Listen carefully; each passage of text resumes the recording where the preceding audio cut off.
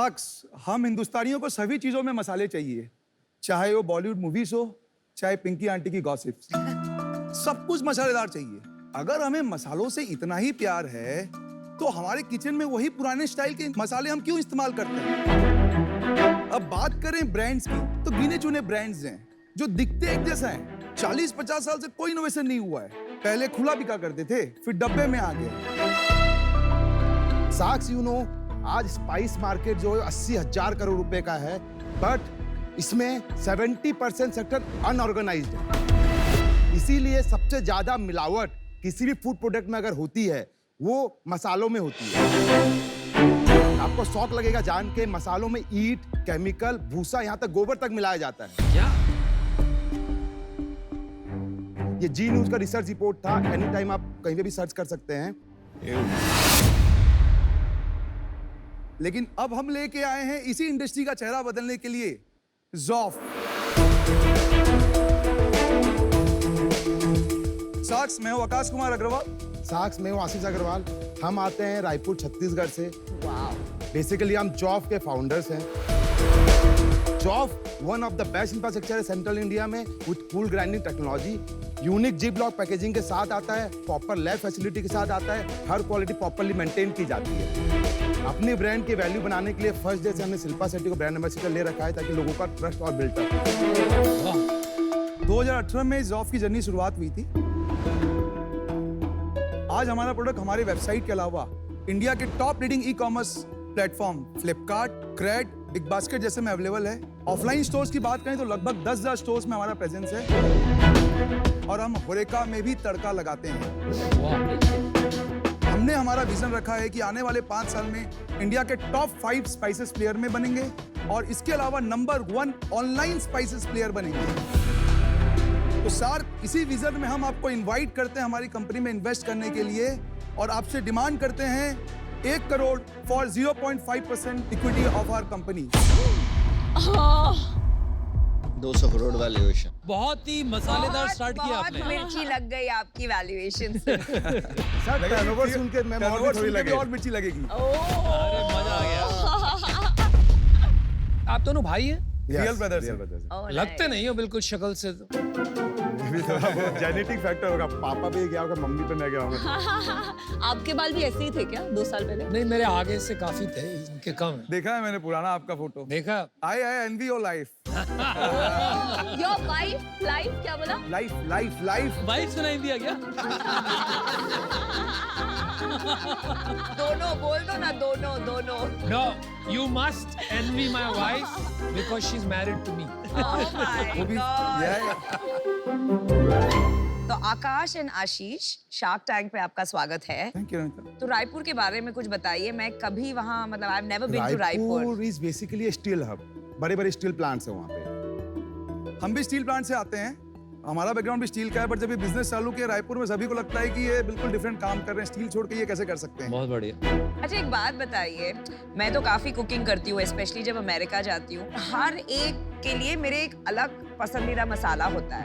तो इतने cluttered market में आपकी हिम्मत कैसी हुई घुसने की? मार्केट बहुत बड़ा है। आप पुणे में बैठे हैं, आप वो 3 मसालों को देख रहे हैं। तमिलनाडु वाला आची को देख रहा है, छत्तीसगढ़ में कोई एमडीएच को देख रहा है। आपको बड़ा पता है मसालों के बारे में? हाँ? पुणे में बैठ के क्या बोल रहे हो? हाँ? अरे हर एक मसाले के मैं नाम बताती हूँ अब। बताओ मैम, 4 मसाले बताइए आप।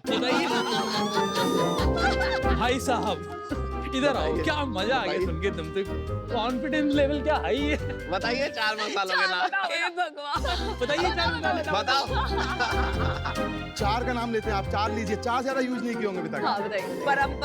परंपरा is basically Maharashtra based, Pune से उसी बेल्ट के लिए। तो मैं तो परंपरा यूज करती हूँ। हाँ ठीक है, बट आंसर इज राइट। अच्छा, परंपरा। Kitchen king is not a masala ma'am. अरे किचन किंग मसाला ब्रांड है, नेम नहीं है, ब्रांड नेम नहीं है, मसाला है। किचन किंग एक टाइप आता है। नमिता की ध्यान दे। अरे किचन किंग एक ब्रांड है भाई। नहीं मैम, मसाला का नाम है किचन किचन किंग। किंग, हमारे वो- पास भी, मेरा भी किचन किंग हो रहा किचन किंग है वो रहा।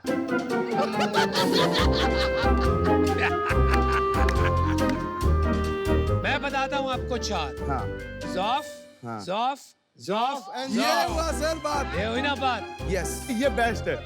आप आपकी जर्नी के बारे में बता रहे थे कि स्टील प्लांट का बैकग्राउंड होके आप मसालों में कैसे आपने प्रवेश किया। मैम आई वाज हिस्ट्रिंग एमडीएच का मैं प्रॉफिट एंड लॉस देखा 2018 में। अच्छा।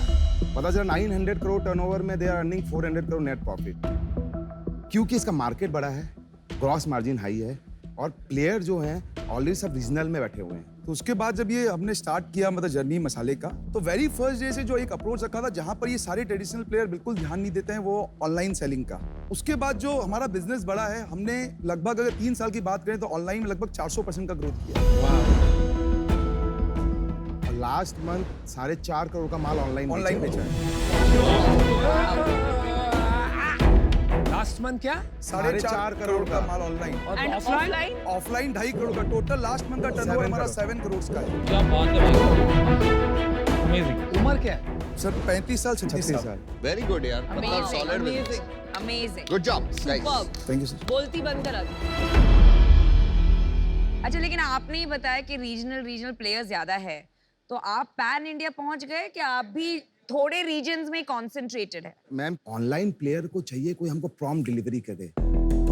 एवरेस्ट एमडीएच उनको सपोर्ट ही नहीं कर रहे हैं। उनके लिए क्या, उनका 2200 करोड़ का टर्नओवर आ रहा है डिस्ट्रीब्यूटर नेटवर्क से। ऑनलाइन उनके लिए सेकेंडरी चीज है। अगर एमडीएच को मैम आज डिमांड भी आ तो एमडीएच एक्सपेंशन नहीं कर रहा है। 1200 करोड़ से 1700 करोड़ जा सकता है, लेकिन नहीं चाहता है। भाई एक बात बताओ, एमडीएच वाले अंकल ने आपको कुछ किया था? नहीं। हाँ? उसे लग रहा है मुझे आपने कसम खा ली कि मैं इसका प्रॉफिट लेकर आऊं। हाँ डन है सर, इसीलिए तो है। सही है, सही तो है, कह तो रहा है। धंधे से ग्रॉस मार्जिन निकाल रहा है। हाँ। मैं देखूं तो सही ऐसा क्या कर रहा है वो आदमी। 50% प्रॉफिट निकाला तो अब एक बनिया मारूंगा, दिमाग चलेगा ना। 50% कर क्या रहा, मैं क्या करूं कि मैं पहुंच जाऊं 5-7 साल में इस जगह में। मजा आ गया भाई से मिलके आपसे। आप अपने प्लांट का कुछ वीडियो दिखा सकते हो? आपने जो प्लांट बताया, प्लांट कहाँ है? सर पहला है कूल ग्राइंडिंग टेक्नोलॉजी। ये मतलब क्राइजोनिक का नीचे वर्जन है। क्राइजोनिक we basically use in pharma पीसने के लिए, लेकिन वो मसाले को कॉस्ट इफेक्टिव बनाने के लिए हम नाइट्रोजन नहीं डालते। हम उसको एयर में जो रूम टेम्परेचर होता है उसमें पिसाई करते हैं, जिससे उसका न्यूट्रिशन और सब सही रहता है। दूसरा है no dust system, no hand touch. ये प्लांट में एक बार आपने माल डाल दिया तो हैंड टच नहीं होता है, सीधा पैक हो जाता है।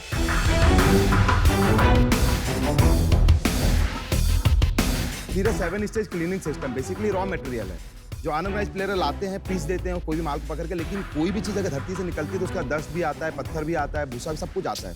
वो सबको पीस देते हैं। रोस्टिंग फैसिलिटी प्रॉपर है, कि मतलब कुछ मसालों को एरोमा देने के लिए you have to roast, like जीरा को रोस्ट करना पड़ता है।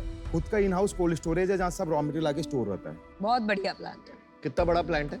सर प्लांट 3 एकड़ में है और 40,000 स्क्वायर फीट में पूरा प्लांट। कितने लोग काम करते हैं उसमें? 200 लगभग। प्लांट पे खर्चा कितना हुआ? लगभग 20 करोड़ के आसपास। 20 करोड़ के आसपास। Yes. आपके प्रोडक्ट के सैंपल्स दिखाएंगे आप?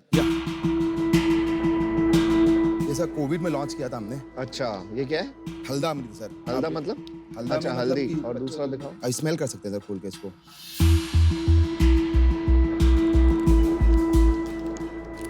ये हल्दा में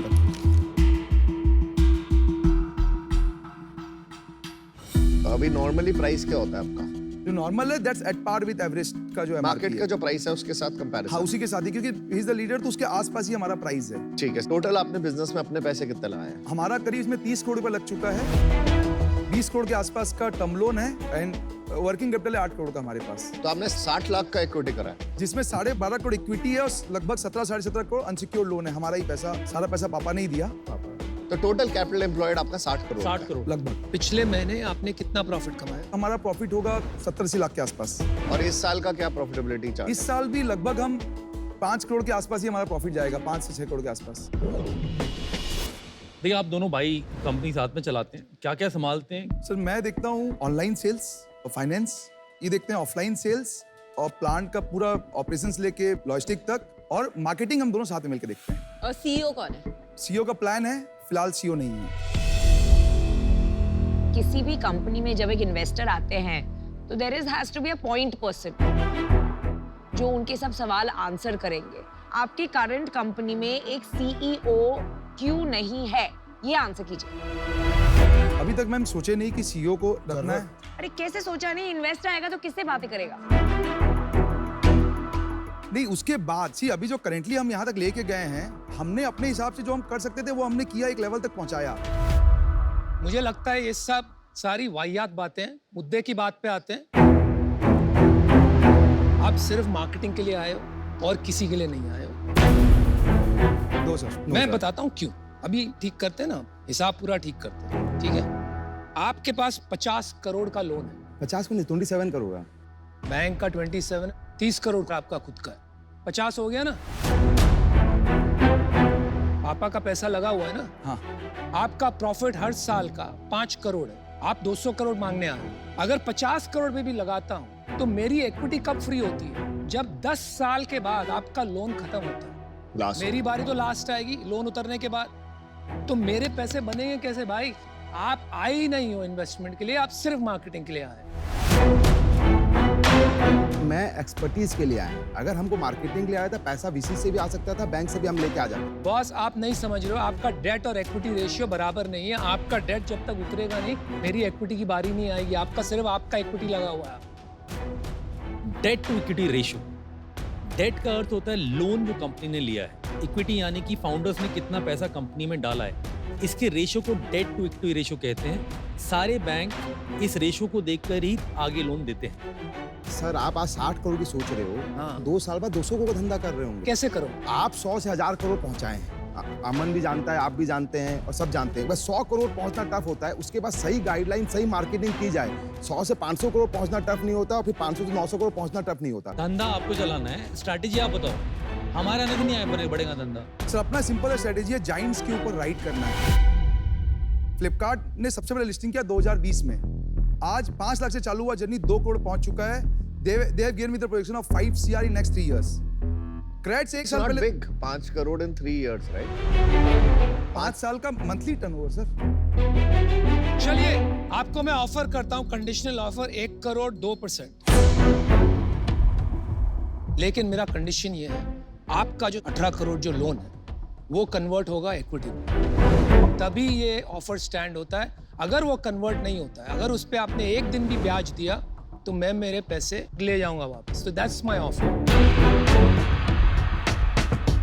मेरे 2 सवाल हैं। अगर आप दोनों में डिफरेंस ऑफ ओपिनियन होता है तो किसका डिसीजन फाइनल होगा? देखिए अगर कंपनी अभी ऐसी ही चल रही होगी, मानो हम लोग रन कर रहे हैं, तो चीजें हमको देखना पड़ेगा कैसे होगा। लेकिन कोई भी आता है। नहीं, आप इतने सिंपल सवाल का लंबा जवाब दे रहे हो। भाई बोल दे यार, कोई भी नाम ले लो, क्या फर्क पड़ता है? बड़ा कौन है? मैं बड़ा। हूं, तो मेरा फाइनल। चलो बड़ा आपका चले, ठीक। वो अग्री नहीं कर रहे। पर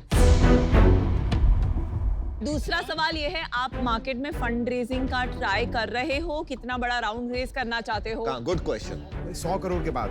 अभी बैंक में कितने पैसे हैं? बैंक में अभी 1 करोड़ रुपया है। 1 करोड़। वर्किंग कैपिटल में कितना पैसा लगा हुआ? सब मिला के 10, 11, 12 करोड़ के आसपास है। 10, 11, 12 स्टॉक, एफजी, डेट सब मिला के। चल ठीक है, मैं देखो ऑफर देता हूँ 1 करोड़ 2%, सेम नो कंडीशन। बोल।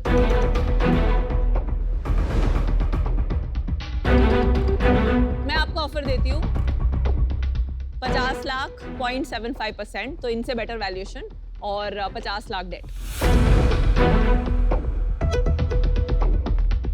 मेरी बात सुनिए, और मैं ऑफर लेके काफी देर से बैठा हूँ। आप एकदम कंफ्यूज लग रहे हैं, इसलिए मेरा offer done. I am out. ऐसे भी ऑफर यूजलेस ऑफर था, इग्नोर करो। ये ऑफर काम का था भी नहीं। हाँ, वैसे ही आप रिजेक्ट कर देते, हमें पता है।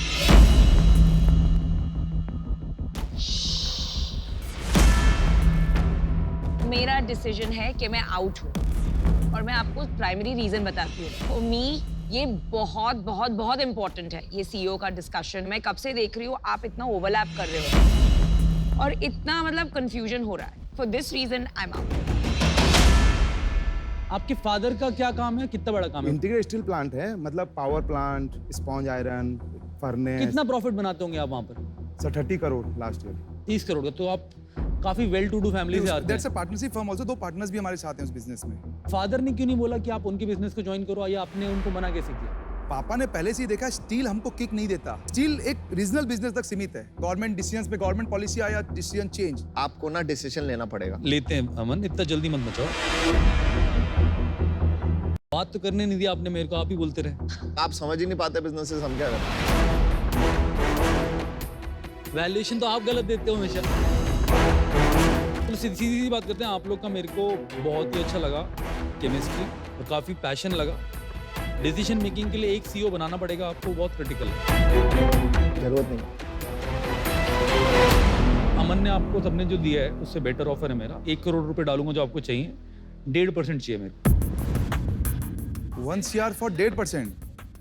सेम मैच किया इन्होंने विनीता का वैल्यूएशन। अब रोज मेरी ऑफर पर मैंने डेट नहीं डाला ना, आप डेट डाल रहे हो। 2 मिनट बाहर बात करना हाँ चाहिए। बिल्कुल करिए। हाँ, एक और 1%। वन तो बाद में रोहन को पॉइंट सेंट्री को करेंगे नहीं।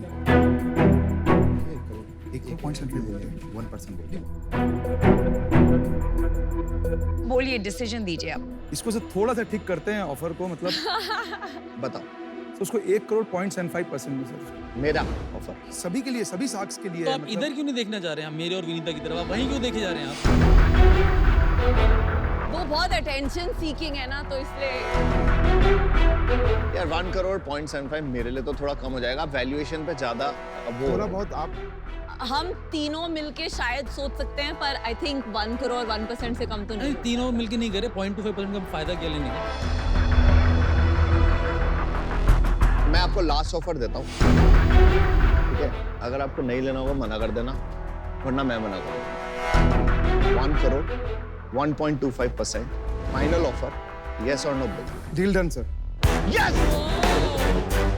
आपने मौका नहीं दिया हमारे को ऑफर देने का। वाह, आप अमन को ही लेने आए थे क्या? हाँ, हाँ लग रहा ऐसे है। ऐसे ही लग रहा है। बोल दे जल्दी से। हाँ, अमन बोल सर देना, को बोल देना। लेने के लिए ही आए थे। सर, अनुपम सर को लेने आए थे actually। चल फिर जा। नहीं एक्चुअली आप आगे से ऐसे नहीं है। पकड़ के ले जाऊंगा। I just all the best. All the best. Good job, well done. Good luck. Good luck.